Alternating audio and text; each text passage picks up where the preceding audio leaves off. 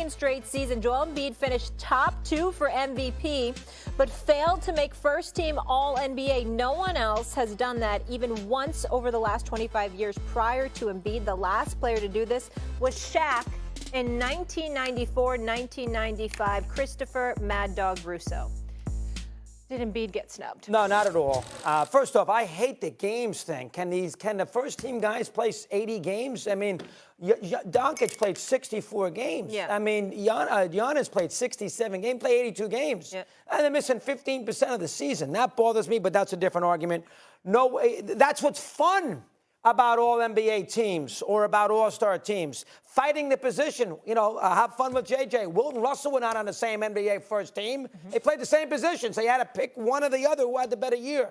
So I have no problem whatsoever in keeping. Listen, we all know Embiid's great, but he's going against Jokic, who obviously won the MVP. So you're going to pick him as that's not an insult to Embiid. If you're going to make it so easy for the voters, just take the 5 best players regardless of position. You can't do that. You got 2 centers here. You got to pick one for the All-NBA. They pick Jokic. I don't understand what the big deal is. All right, Embiid got hurt, so what? We'll live. It's not the end of the world. We all know how great he's making $100 million. He's making $100 million. Yeah. We'll live. But I don't have a problem with it. That's what it is for the voters. You take the 2 guards. You take the 2 most of the time. 2 guards, 2 forwards, and a center. Jokic made it over Embiid. Jokic played 74 games. I know, which I don't love either. That's a little better. He played the most out of all of them. Yeah. I mean, Giannis played 67 games. Jokic played 64 games. He missed 18 games of the season. Do the math. That's about 17, 18% of the year. That's a lot of games to miss to be all-NBA first team. That's my take.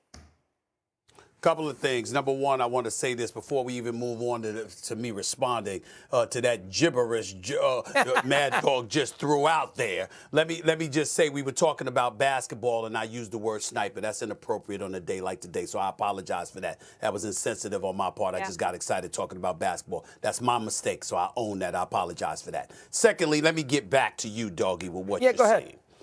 I have a vote.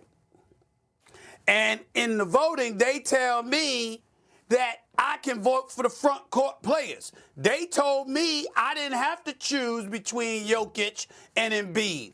I could actually pick both.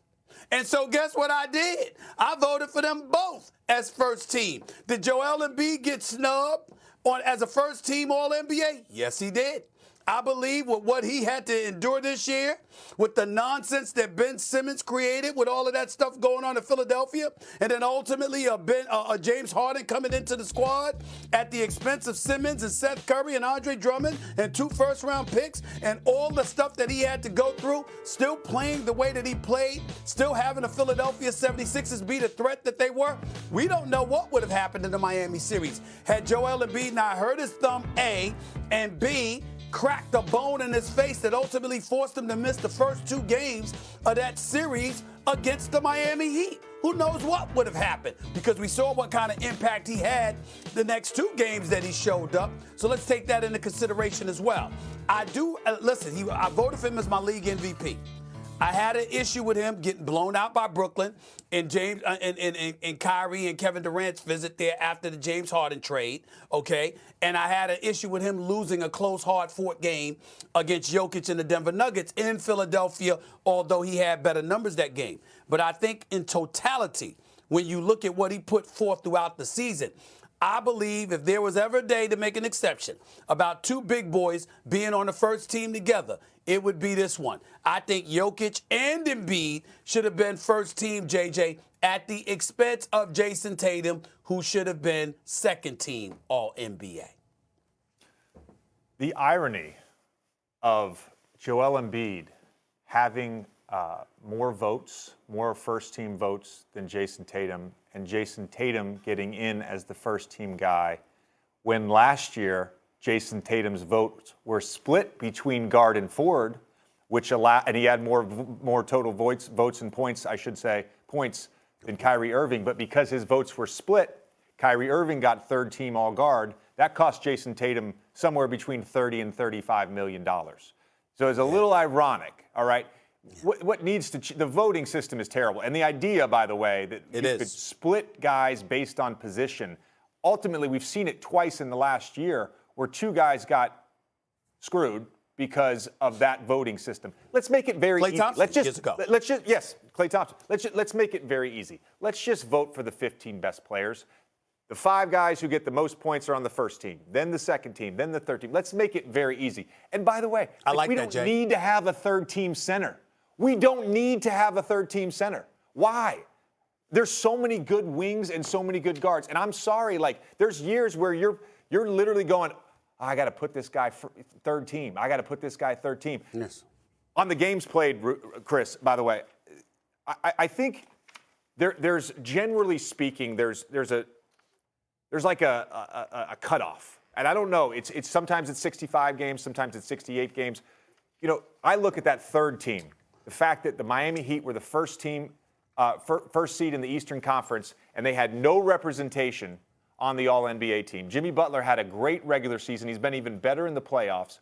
He didn't make the third team because he only played in 57 games. Now, Pascal Siakam was well-deserving. That's not a knock on Pascal Siakam. Had Jimmy Butler played 70 games, 71 games, he probably ends up in that third team slot. So I do think they take into account the games played. There's no guideline, though, for right. Is the cutoff 62? Like, I agree. There needs to be a number. Like, to be All-NBA, you got to play 62 games, 64 games, whatever it may be. So there's some clarity there. I think I talked to enough. Stephen, I know you have a vote. I don't have a vote. I've talked to enough voters. And the criteria on all this stuff is so up in the air. There needs to be some guidance from the league office on MVP, on most improved player. What is the criteria for most improved player and on the All-NBA stuff, especially because we negotiated to have the clause for the Supermax kick in if in that fourth year you make All-NBA. With that much money on the line, there has to be better guidelines and guidance from the league office. JJ, just so you know my position, first of all, I completely agree with everything that you said. You're right on the money. You get no disagreement from me, and I love the top 15 players and just call it a day. And I abhor the fact that making that All-NBA team, first, second, or third team, could ultimately determine whether or not it cost you $30 to $40 million. I'm one of those guys, JJ, just so you know, Mad Dog, as well.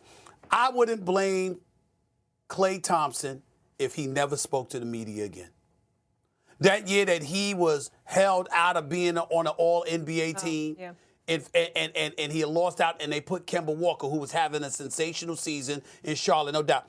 I voted for Klay Thompson, of course, but we've cost that man $30 million at least. We're talking about a 3-time champion, one of the top 5 shooters in the history of basketball, who went to 5 straight NBA finals. And in the throes of all of that, we voted against him and cost him over $30 million. If ever there was a person that should have disdain for the media, it is that guy. No excuse for it. So I completely agree with Jay. I just want to add one thing, Stephen A., and I just want to add, you know who had a great day yesterday? Trae Young. Because he made the third team, he gets that $30 to $35 million bonus. And just to reiterate, all the NBA first team, all 27 years old or younger for the first time since the 1950s. And I just want to say again quickly, Stephen A., you mentioned it off the top. JJ and I also had a poor word choice there.